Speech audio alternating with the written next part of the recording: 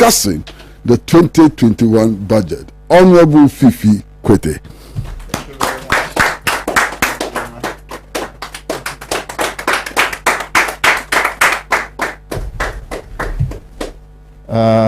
It's a pleasure. Thank you very much, my brother Kwesi Pratt. I wish to thank you for the invitation.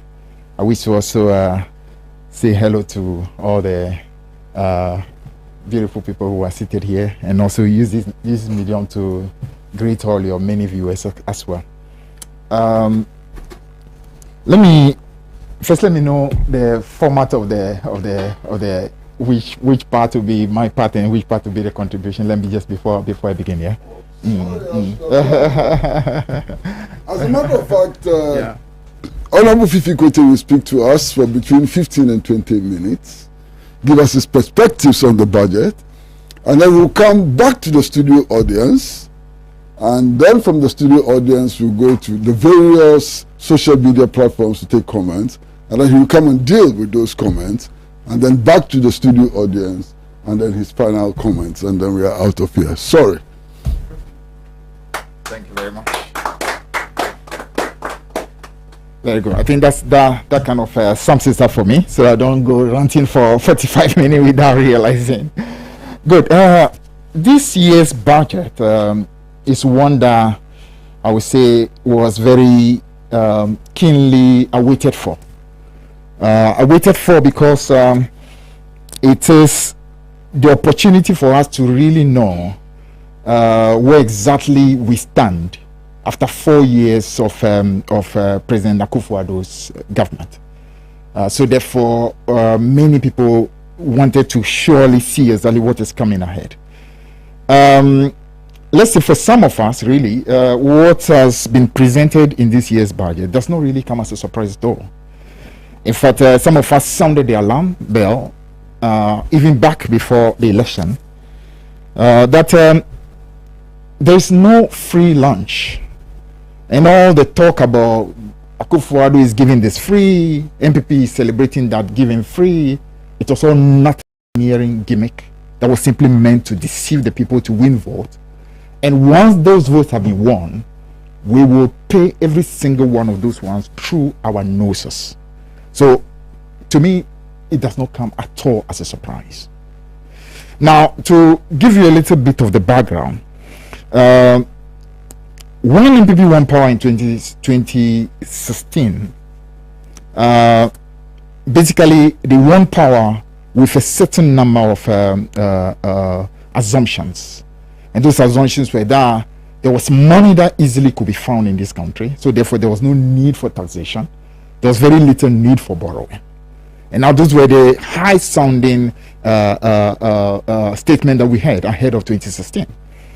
Now, unfortunately, a lot of people went for that.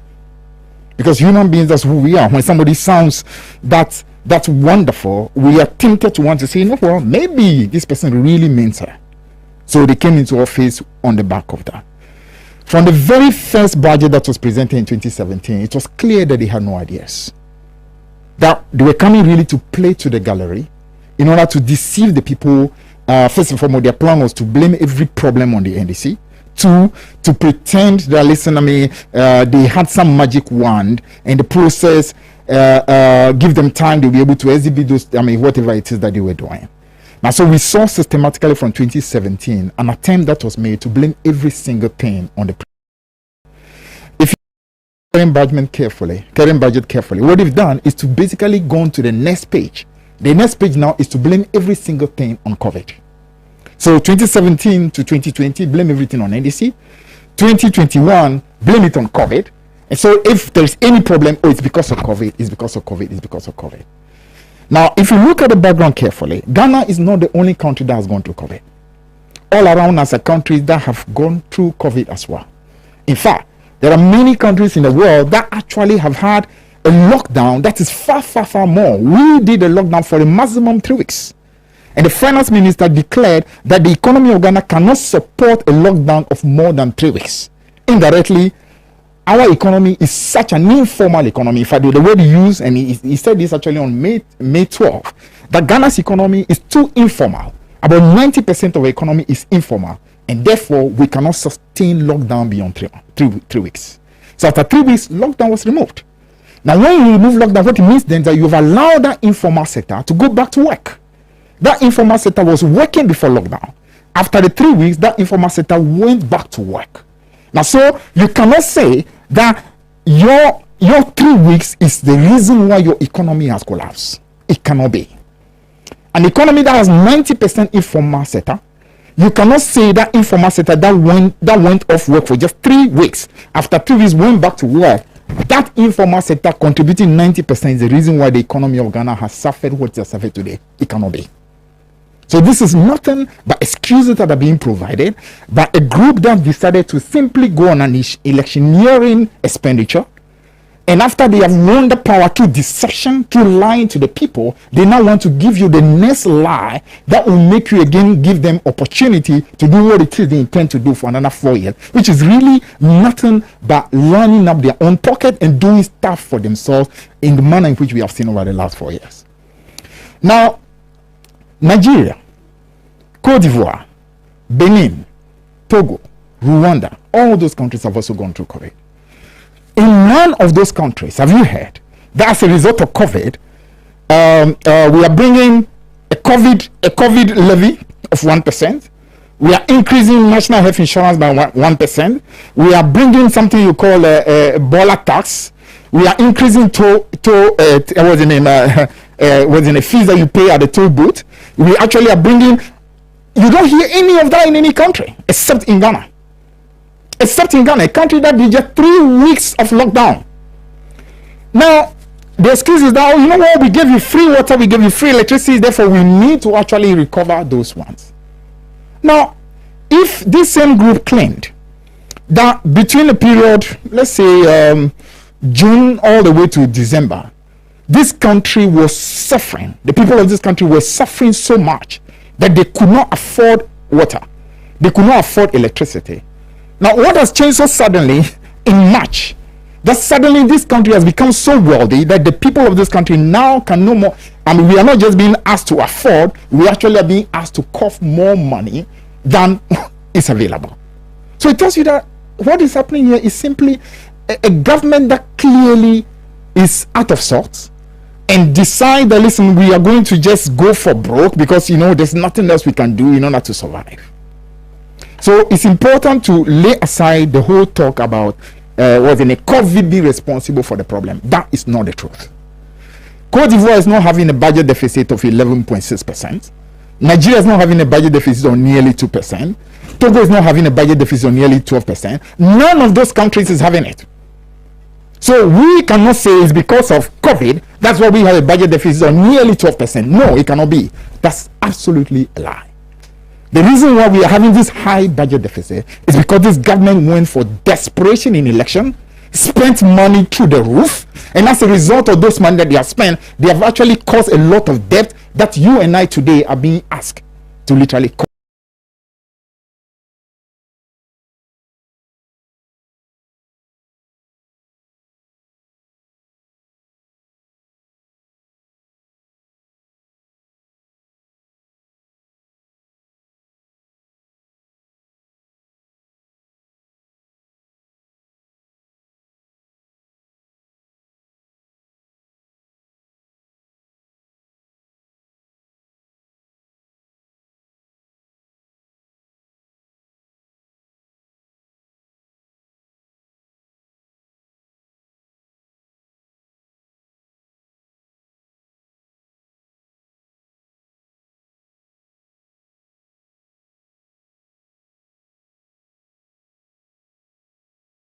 Time to be able to make adjustment when you bring taxes.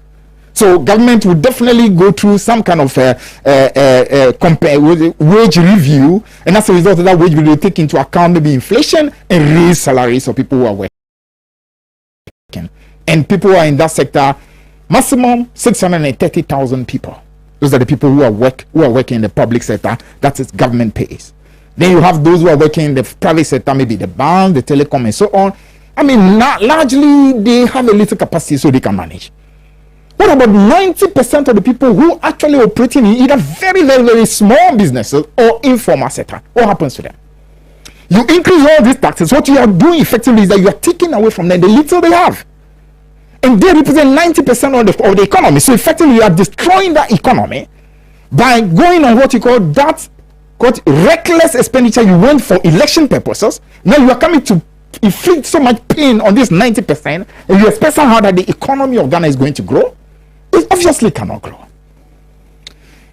But you see, it's important for us to speak up, because a lot of time when a lot of this deception goes on, our quietness is what emboldens the people to continue doing what they are doing. When they started all the lies about, listen, I mean, there's economy of Ghana, we can manage it, we have means by we can find money. People should have really exposed them immediately. A lot of people were quiet. We saw over the last 4 years that they really had no answers.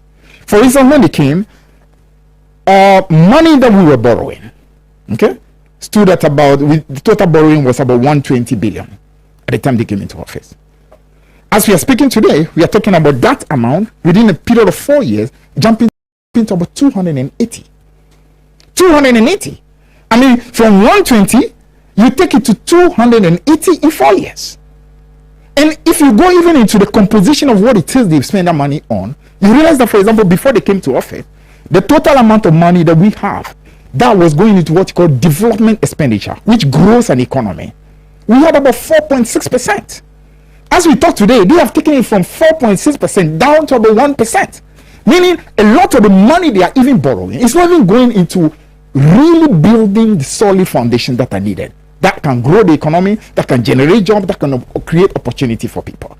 So what it is we are having today is creating debt, making those debt now to become your burden, and unfortunately not even using those debt properly to be able to grow the economy, expand, and create job opportunities. So we are really in what you call a very difficult situation. And going forward, things are only going to get worse and worse, because we are dealing with a group of people who they are not even humble enough and honest enough to tell you the bare truth. Now, an economy that goes consumption, because that's what we saw over the last 4 years, it's an economy that really is destroying its own potential for the future. If you think that the only way you can manage an economy is to basically go, everything is free, or we are giving you free this, free that, money that you are supposed to be using to build the strength and the foundations of the economy, you are using it for free stuff. Later on, you come back and punish the people on the back of those free things that they have not even asked you. Because how many people actually told this government that, listen, after the period of the lockdown, we simply could not pay for water? How many people told them that? For the period of the lockdown, and immediately after, maybe people have suffered. So it's understood that some amount of support for that period is okay. All other countries do the same. But in every other country in Africa, after the period of lockdown and give and take some additional 1 month, when they saw that people started getting back to work, they took away some of those. Then we, because we had politics in mind, pretended we care, and then we inflicted all these people. And the worst part is this: when they were doing all this, the thing that they call a relief that they were giving to people, you will notice the parts that actually get the greatest attention is the places where they can do their procurement and do the stealing that they are known for. So, for example, as you speak, 50% allowance that's supposed to be given to what you call frontline workers is still in arrears. A lot of that is still in arrears. Why? Because they can't steal out of that. They're all the things that have to do procurement, where they quickly have to go and order these to give to these people. That is exactly what the money has been spent on quickly. Because that's where they can steal the money they want to steal and use it for the electioneering that they wanted to use it for. So we're talking about a country that really is in difficulty. Difficulty because there is no honesty on the part of the leadership. The leadership decide that, listen, people are not smart enough, so we are going to just deceive them. We are going to pretend that we are caring about them. We are pretending that we are going to do things for them for free. But really what they are doing is to create an opportunity to loot the country and turn around and tell you later on that, after all, did you think that when we are giving you all these things for free, it was going to remain for free? Did we put a gun on their head that come and give things for free? No. You claim that you are Father Christmas, you can give everything for free. Why are you inflicting the pain on the people of Ghana? Did you not tell the people of Ghana you knew how to develop this economy without taxes? That what? It was a lazy man's approach to governance to go for taxation and also go for borrowing. Suddenly, where are all the ideas that you say you have brought? They have been boasting, for example, that they have brought about a formalization of the economy. I mean, they boast about it used to be only 3 million people or so who had what you call tax identification number. Or they've been able to now increase it to over 15 million people. That actually is a more reason why you should not be taxing us. Because if you claim that you have done that formalization, it means that you have many more people. And if only 3 million people were contributing to tax yesterday, now you have about 15, then you should be able to expect that much more tax will come to you without having to burden people with increased VAT, increase this and increase that. So that tells you again that it is all talk. They do quite a lot of talk. When it comes to the reality, it's nothing to write home about. Now, so I mean, I'm sure there'll be opportunity to ask questions. But basically, the important thing I want you to appreciate is that they basically have run this economy aground. That really is what it is. I mean, an economy where, for example, out of every 100 cities that is available to us by way of revenue, a minimum of 90 goes to simply take care of public sector wage and interest payment. We have not even talked about what you call the payment of the principal, because when you borrow, you have to pay both the principal and the interest. Only the interest payment and public sector workers pay alone is taking about 90%. We've not added the amortization, which is the defrayment of the principal.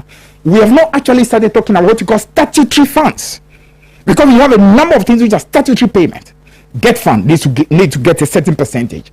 What's the name? DACF, that's the District Assembly Common Fund, National Health Insurance. Those are statutory. You cannot run away from them. Obligations. If you add those ones to these two that I just mentioned, that 100 that we are talking about is gone. We actually have to borrow to be able to do that. We've not even started talking about goods and services, running the public administration. We have not even started talking about building infrastructure of this country. So that tells you exactly the kind of economy that we are dealing with. Totally run down economy. And these are the people who tell you that they have what you call ideas coming from heaven.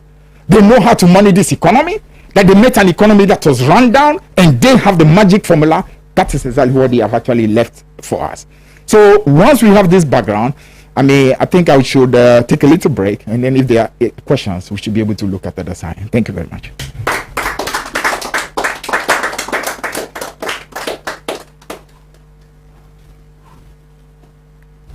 Well, friends and comrades, I suppose, this is the time for us to ask our questions and to make comments.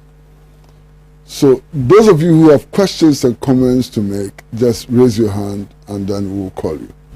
So if you have questions and comments to make, please raise your hand and then we'll invite you. And then after that, we shall move on to our social media pages. Can I see behind those of you who have comments to make? Yes, I see you, Osor, I see you, Dinah, and I see you, and anybody else? Yes, I see you. So can I see the hands again? We're going to start from you to you to you to you, and then, okay. So 4 questions or comments. Please come to the microphone.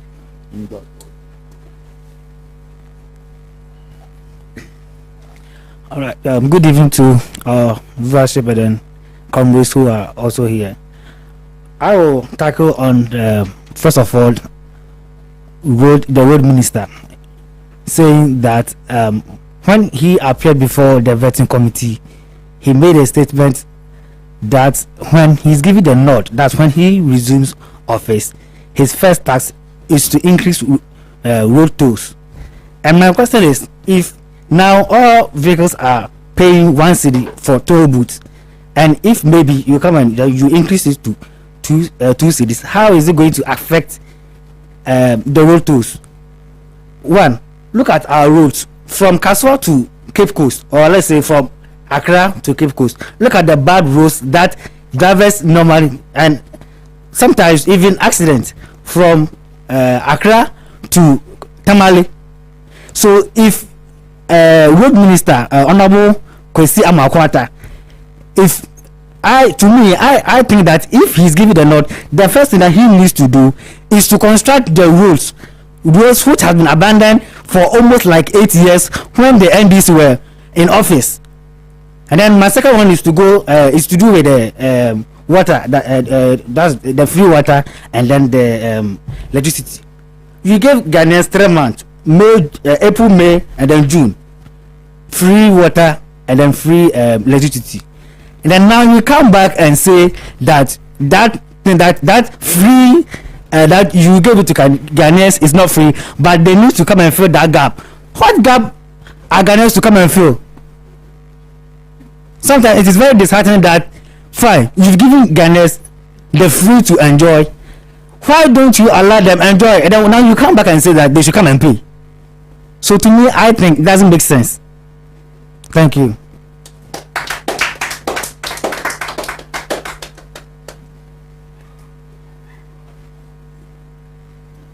Good evening.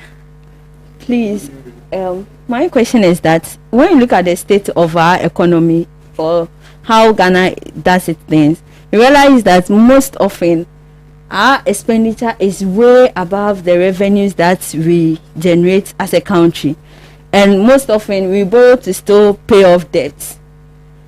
As I was sitting, I was considering about why not the government rather even broaden the tax than rather introducing new taxes. So I was glad when you made mention of it that the government is already boasting of they widen the tax net or broaden that scope. Can the government get innovative ways of getting people who are evading tax to pay their tax, and rather those who are also paying but not paying the correct amount of taxes to be correctly taxed, instead of introducing new taxes and the dire consequences and the burden that is going to be on the ordinary Ghanaian? Narrowing it to health, we realized that quite some few months ago they made promises about building a certain number of hospitals, less than 100. In the new budget, they've increased it to even 111. But the question I want to ask is that, do you really need all these new hospitals? Or maybe we can have a situation whereby hospitals or facilities in deplorable states will rather be equipped and be given the needed logistics that they need to do the work that they are expected of, or even the staffing situation. Because we realize that in this COVID situation, most health workers have been affected. More has been complaining of shortages and all those things. So I would rather wish that if the government can have a second look at all these things, or even better still, the government can still invest in telemedicine, whereby we may not need most infrastructure, but by technological means we can reach many people and provide the needed help or help needs that these people will need. Thank you.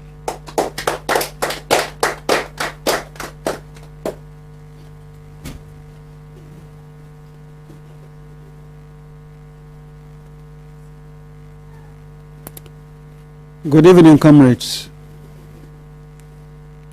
I thank Honorable Fifi for putting out this brief introductory to this topic.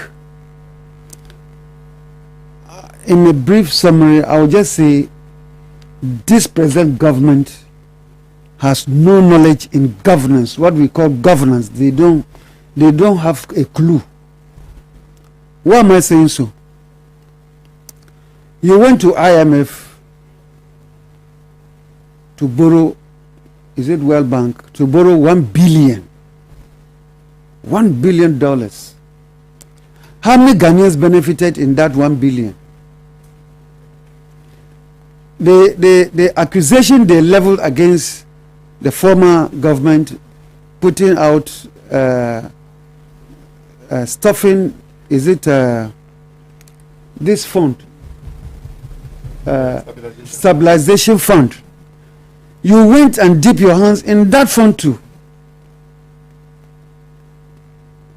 How many Ghanaians benefited? Because to be honest, I have been paying water all along. I paid my light bills. So who, just as I'm doing, I'm sure many people are also doing same. So what is the benefit that after getting power on deception, you are coming to tell Ghanaians that what they attained free, they are coming to pay for it? It's deception, it's crime, it's a criminal act. Oh, I'm telling you, it's not a laughing matter, it's a criminal act. But you know, it is only in Ghana now that they will have their way to be doing what they are doing. If it were in Nigeria or La Côte d'Ivoire, I bet you hell would have broken loose. You see, when a nation is being destroyed by God, He is not destroying that nation because of the bad people, but it is being destroyed because of the good people who stand aloof, allowing the bad people to do what they are doing. Just like Honorable said, if we will not wake up to realities and match them or put sense into their heads, we should be expecting more danger ahead. Where is the Walwala Adam Smith? Why is he not talking? Because ever since they surfaced, they got power, he has not spoken. Where is he? He should start mounting the balls that he has been doing at Central University and what have you. You see? So, my brothers and sisters, this is a destiny. We have to get up and tell these people right in the eye that they are doing a criminal act on Ghanaians. Period. At least, I'm sure a secondary Form 1 chap, economics, will be doing better than what they are doing. Thank you.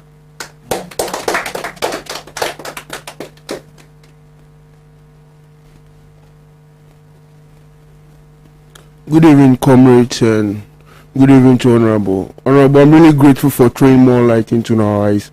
The sonar was really awkward, and it was a total failure. Cause, excuse my language, our so-called majority leader just came in praising the president, blah blah blah. He did that, but we the citizen doesn't see anything. And my hope, my question is, if the majority leader can come and talk plenty without we the citizens see nothing, can we call them for accountability? If possible, which way? Thank you very much.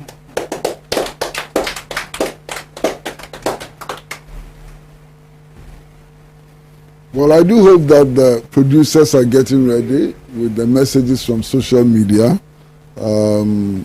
Twitter, and WhatsApp, and Facebook. I'd like to pose a question. 5 years ago, His Excellency, the current Vice President, told us that taxing people as a means of generating resources for development is a lazy man's option. That using taxes and borrowing is a lazy man's option. And what we actually need to do is to focus attention on production. Now, how come that after 4 years, we are back to taxes and raising loans? And I'm told that we are just about to go for another loan of $5 billion. Just about to go for another loan of $5 billion. So what happened to production? They promised that production was going to be the way to generate resources for national development. What happened to production? I'm not so sure. Now, the other issue is simply this. They claim, the government and its surrogates and propagandists claim that Ghana manage covers best. That Ghana is the best country in the world when it comes to the management of COVID-19. Now, what does that mean? Because if you manage COVID-19 well, it means that we are minimizing its impact on the economy. You understand? One of the things, when we say that you manage COVID-19 well, it can only mean where we are. And indeed, where are we? Are we in any place different from what we used to be 4 years ago, 3 years ago, 2 years ago, before COVID? Yes, we are. I mean, we are spending 90% of total national revenue plus grants. In fact, 91% on debt servicing and debt repayment. That's not a new phenomenon which occurred last year. So how is that blamable on COVID? We are spending close to 70% of total national revenue on public sector remuneration. There's a huge hole in the budget. That hole was in the budget before COVID. So how do you blame COVID and so on? So at this stage, I'd like to invite Loretta Nade Ashi. I hear she changed her name, but Loretta Nade Ashi, one of the producers of the show, to read messages from Facebook and also from our WhatsApp platform. Loretta.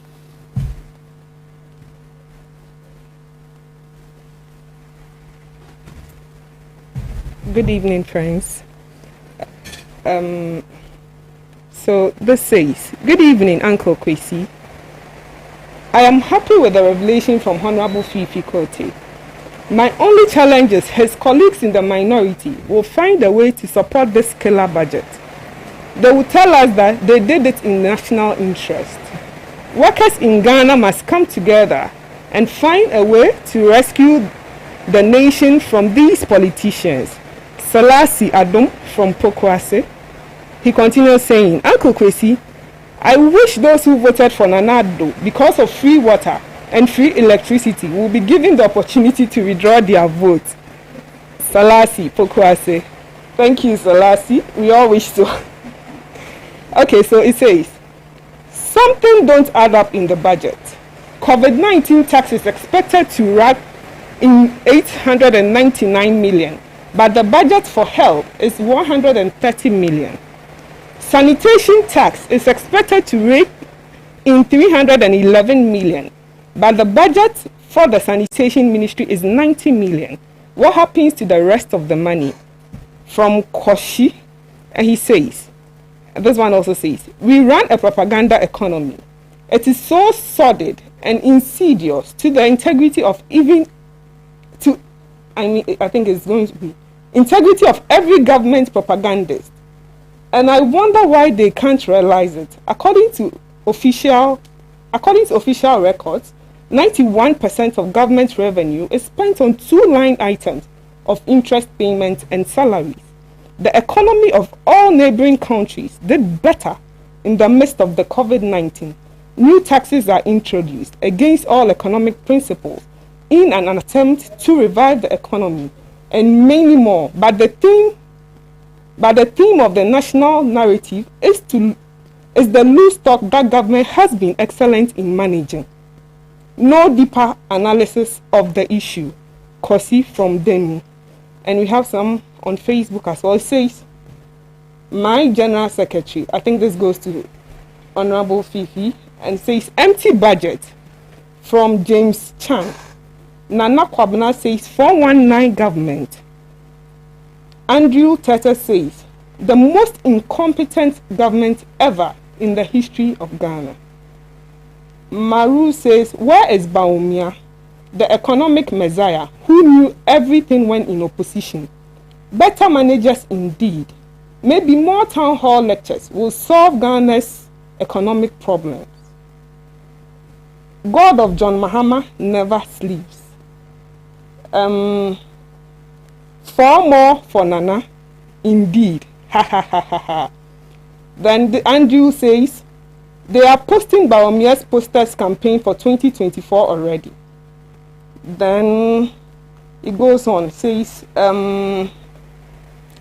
Blaze Tulu from Kumasi says, how can we say with absolute certainty that the amount government spent giving the water and electricity is the same amount they are taking back through the new tax? What makes the government think they can give the citizen anything for free?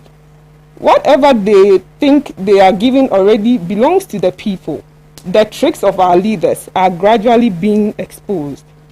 Nana Kobuna says, my problem is NDC. my problem is NDC is so quiet. Actually, okay, so let's say it again. My problem is NDC is so quiet. NDC actually needs a new leadership. JN is not serious for power. Then Don Ike says, watching live from Atebubu, Amantun, Akufo-Addo, borrow money to pay debt. A clueless president who believed that $0.0 is still bigger than 0.0 Ghana cedis. Oscar says, we didn't ask anybody for free water or electricity. We were for the electricity throughout the year. I don't quite get that. McDavid says Fifi is superb. Abdul Rahman says this is just a propaganda. Let's help the government to realize its ambitions for the country. Instead of this needless propaganda program, the future is bright. Yakubu Usman says, if they manage COVID best, why increase taxes again? Then Yakub Osman also says, far more for disaster. Ebenezer Dawana says, okay. Okay, so I think I'll end it here. But if you want to be part of our studio audience next week, you can call us on this number and book your seat, 054-8540-312. Thank you.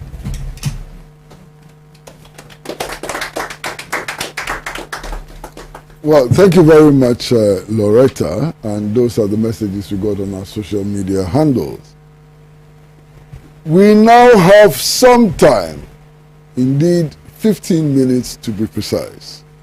I want to give all the 15 minutes to Honorable Fifi Kwetey to answer the question and to respond to some of the comments. So you have 15 minutes, sir.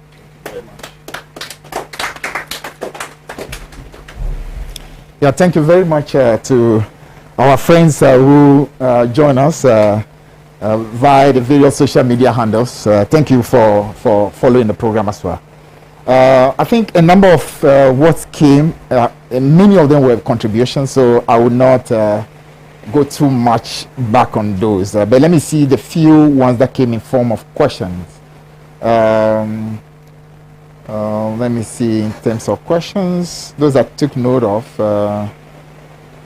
I think the second, I think you asked the second person who came to us, that's you, I think, the lady. You mentioned that expenditure is normally above, no, I think it's rather, I didn't take note of the name, so sorry. You say expenditure normally is above revenue. Why are we not finding innovative ways of raising revenues? You're right, that really is what it is the government had promised. I mean, because they actually made it clear that, taxing was very easy. Anybody can tax at all. So they basically had answers. Now, so for the past 4 years, I mean, the people of Ghana have waited patiently for those answers. And unfortunately, those answers have not been forthcoming. Now, what made it worse is this. I mean, when you are having a struggle to be able to have what you call creative ideas to increase your revenue, what you should then do is to make sure that at least whatever revenue you have, use it in a way that the economy can develop even faster. So at least when you do that, it means you grow the economy. As you grow the economy, the individuals who are in that economy get more income. And then when they get more income, a lot more then comes back to you in terms of taxation. The one we saw over the last 4 years was actually a systematic effort to impoverish what you call the productive sector of Ghana. For instance, for 4 years, the people who, in fact, one of the groups in Ghana that normally when money comes to them, somehow money flows through the system, are mostly contractors, because they are working in different parts of the country. So invariably, when you're able to pay them, because that money is then used to be able to pay different other people. So everybody then gets a bit of that. It's not like they go dashing, but when money becomes available to them, different people in the country get access to that money to various kind of purchases and so on. This government systematically crippled all contractors in this country over the last 4 years. In fact, most of them today, as I talk to you, basically have become paupers. A government that claimed that in 100 days after taking over power, will be able to pay all contractors. They have not been able to pay. I know people today whose job had been done since what? 2014-15, we still have not yet been paid a dime. Even though this government has had access to the greatest amount of money that no other government can contend with. In terms of taxation, in terms of taxes, in terms of borrowing, your revenue, no government in our history has had access to the amount of money this government has had. When we came into office in 2009, we came at a time when, for example, there was 1.5 billion debt left at all. We paid that money maximum 1 year. When we came into office in 2009, we had what you call gang of 6 roads that this government, the predecessor NPP government had left without any provision. 1 dime was not provided for. When we came, what do? We made sure we raised money to be able to get those projects done and done quickly. That's what you do when you're a serious government. Even in the time of President Mahama, we had what you call this thing called legacy and energy debt, which actually had accumulated for a period of several years. What did we do?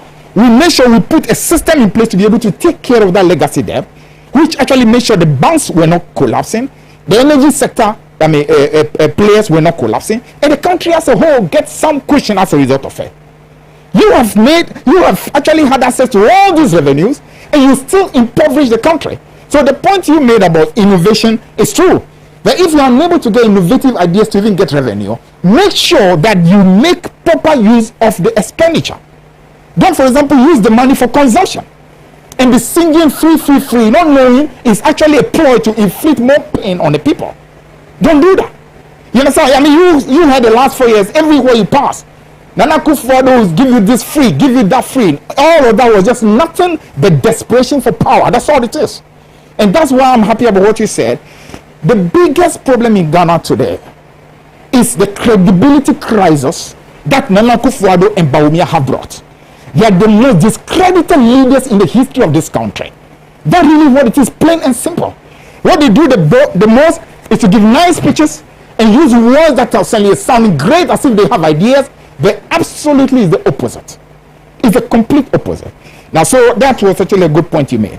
There's another question about whether we should call, I don't know whether you mean we should call the MPs for accountability or we should call the members of government for accountability. Which one? The government itself. The government, not the MPs. No. All right. Actually, the reason why you have MPs is so that the MPs will be able to literally champion your cause, because not everybody in Ghana will be able to have access to the government directly.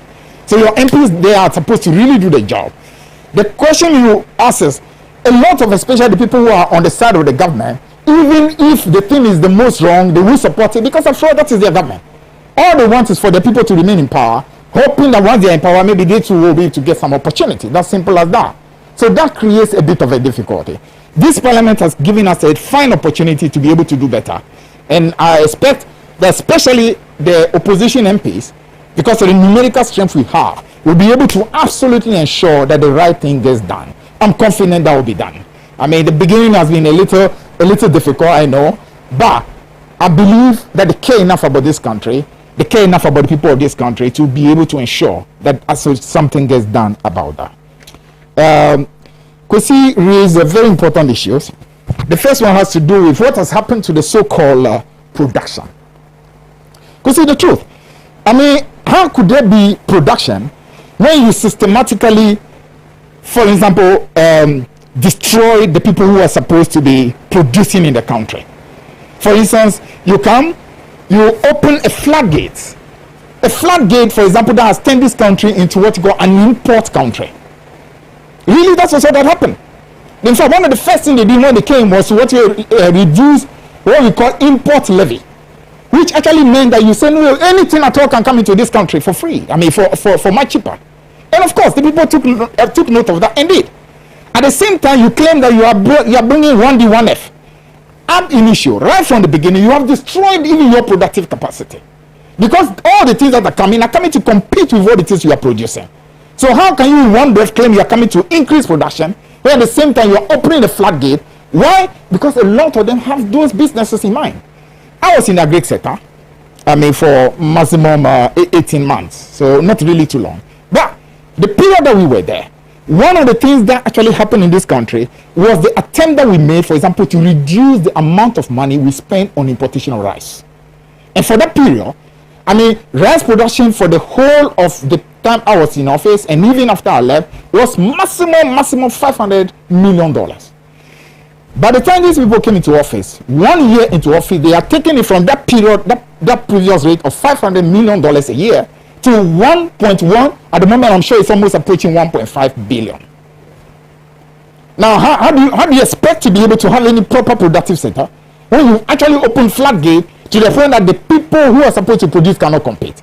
Poultry farmers have actually lamented over how effectively their sector has completely been destroyed. Rice producers will tell you the same thing. I mean, before, when we were in office, Avnash and the rest used to do a lot of work because they were great millers that provided what you call off-take capacity to farmers. They have come, effectively almost all those millers now on their knees. And at the same time, you hear them tooting their horns, blowing their horns all over the place about 1D1F, about how they're... That's what I'm telling you, that's what they do the most, crazy. They talk. Their masters are talking. They believe that the people of Ghana are not smart. So you just have to bamboozle them, use words, throw words about, use a lot of slogans. At the end of the day, I mean, get maybe your friends who are in the media to also keep quiet when wrong things are being done. And people who are in various key society, all of them are quiet because you believe that after all, you have even the electoral commission is on your side, and you have other people who are ready to do your job for you anyway. So that actually is what is going on. A criminal conspiracy to destroy this country. That's really what we have. That's why we need to take our destiny in our hands and ensure that everything is done. Everything is done to ensure that we see the back of these guys. These guys are absolutely no good for this country. This is not just politics. We're talking here about people who truly don't have the interest of the people of Ghana at heart. COVID manager, they say they are the best. I think that goes without saying. If you claim that you have been the best in terms of managing COVID, then we actually should not be the worst in terms of the effect of COVID on the economy. Côte d'Ivoire is not having this effect. Togo not having it, Rwanda not having it, Benin not having it, Nigeria not having it. Why are we having it? Highest budget deficit for Nigeria at the moment, I think it's about 6%. You are doing 12% without adding the financial sector bailout. Even that whole attempt of taking out certain things and say, oh, you should not add it to the deficit. That again is part of the deception. When we were in office, when I told you, for example, that we paid the toll debt of about 1.5 billion, the energy legacy debt in the energy sector, we added all those to the deficit in order for the people of Ghana and the world to know exactly what the situation was. Then we are dealing with a bunch of liars. All they want to do is to deceive people. So when they come to parliament, they remove some of it and put it under and say that the deficit is this because they are trying to deceive you. When the real deficit is much higher. Then when you turn and say, oh no, this one is a financial sector and so on, you are responsible for it. Because after all, we have made financial sector crisis before. For example, when toll debt, it was actually something so big that Ghana Commercial Bank could have collapsed in 2009. And Ghana Commercial Bank collapse would have brought about a complete lack of trust in the banking sector and destroyed the whole financial sector. We managed that without having to impose any of this burden on anybody. You come and destroy all these financial sector people by your own plenty talk, targeting some of them, saving those of them you like, and then at the end of the day, after you cause crisis, people panic, take their money out of the system, causing a problem to the system. You come around and say it is because of other people therefore coming to impose levy that will make sure I get the money back. I think we need to awaken and know that we are dealing with a very, very dangerous group of people, and that mistake should never be made again. Thank you very much.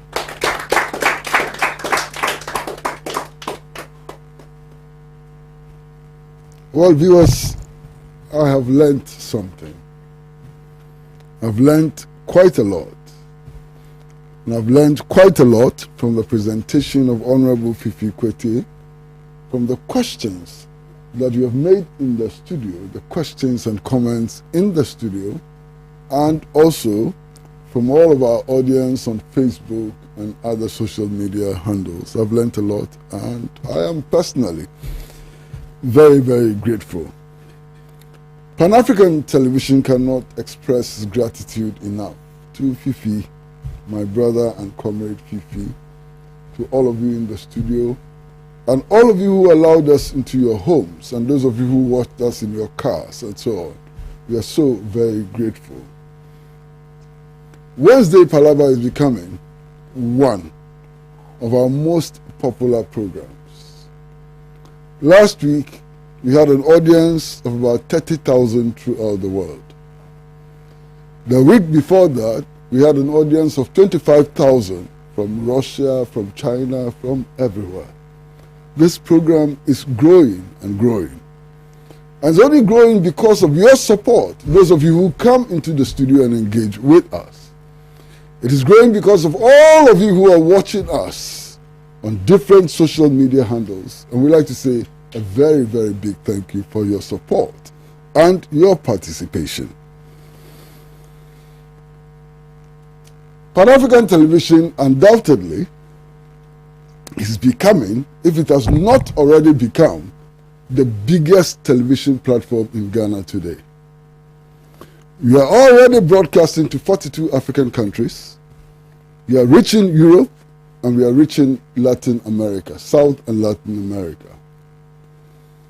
And those of you who watch us regularly, we give you the best in news, give you the best in current affairs, give you the best in entertainment and everything. So please, continue watching Pan-African television. The more you watch us, the more you encourage us to do our best. Thank you so very much, and see you all again next week, Wednesday. Bye-bye.